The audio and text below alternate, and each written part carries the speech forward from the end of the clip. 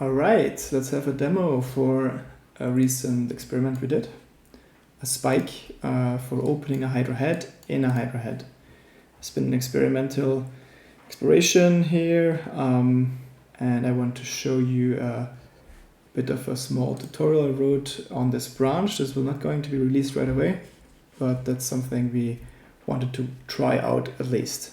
So I'm going to come back to this step-by-step tutorial basically in how to operate a Hydra head on top of a Cardano DevNet, and on top of this one Hydra head yet another Hydra head. So the first step is already something we do very often, which is starting a Cardano node, and with it a Hydra head already having some funds available.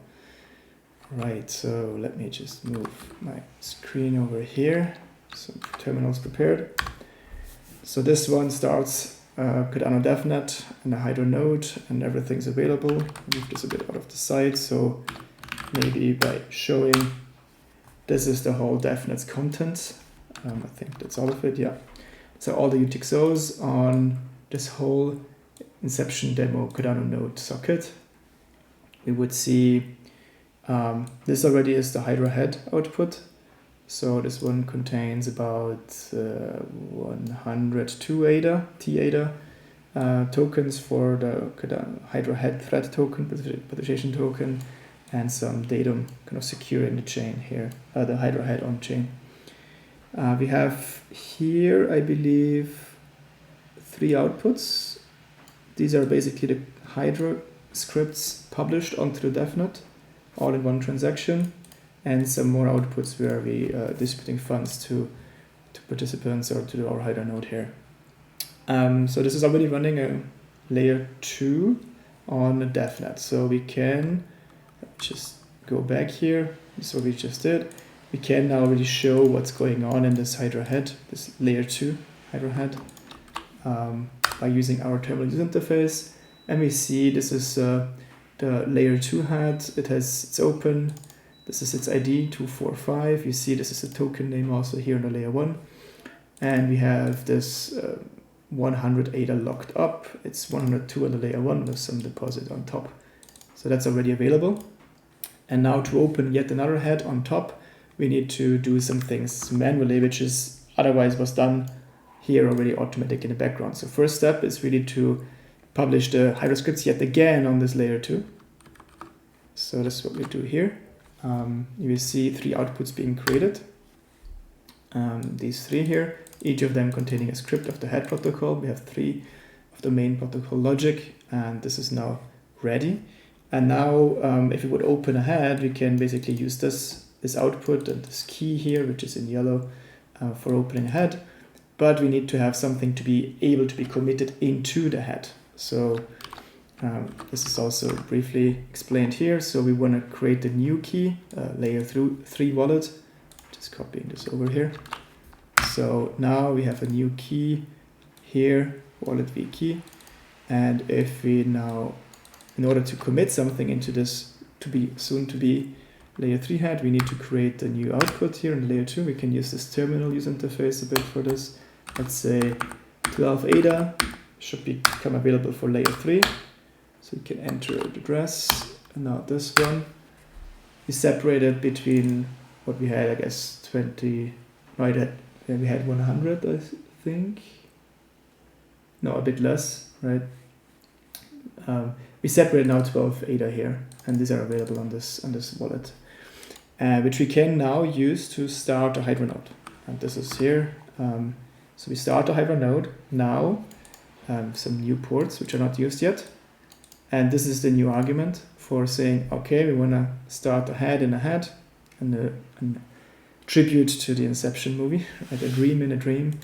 So we basically point the Hydra node to yet another Hydra node. This is the API of it. The rest is the same, and we just need to give it one signing key, which it used to secure funds and the chain, in this case the Hydra head, and a Hydra head key, which is used for signing snapshots in the next layer, which is in this layer 3 here. And as well, protocol parameters to be used, we did initiate them before here by saying just L3 parameters are the same as L2. So if I use this one,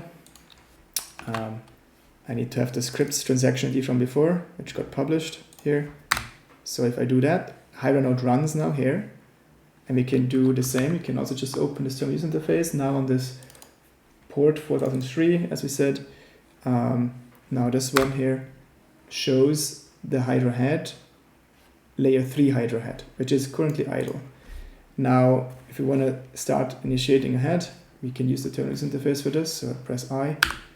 Now this is initializing. We see this UTXO being created, which is exactly head ID E27, etc., being in initial state. And now we're waiting for committing this into this head. This TUI is not yet supporting the committing through the head backend, basically the Hydra backend. So we need to do that manually. And we have before already separated anything into this layer 3 address.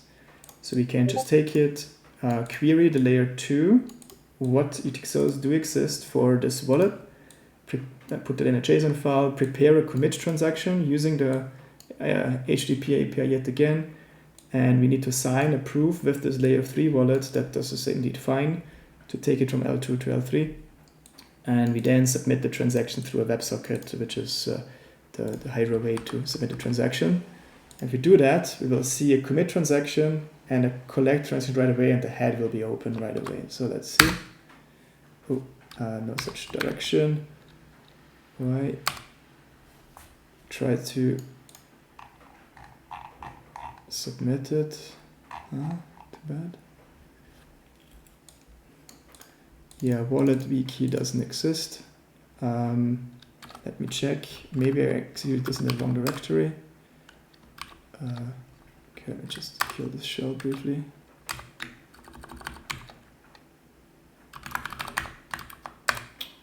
So we would have an L3 folder here, which contains the wallet. Okay, let me just try again. I think it broke my shell before. Yeah, that's it. So the head is open, layer 3 is open, layer 2 is open, a head in a head on a Cardano DevNet. And we can now see this one evolved already 5 times. This is fresh. We can now send, whatever, 6 of this 12 ADA to ourselves. We can now send it to actually any kind of address. So even I think we can. Might have to check some, right? Yeah. So, but we could send it to each and every address. That doesn't matter. And both heads are operational, and we can just say another 2 ADA to this other address, which is actually the head. And yeah, that's it.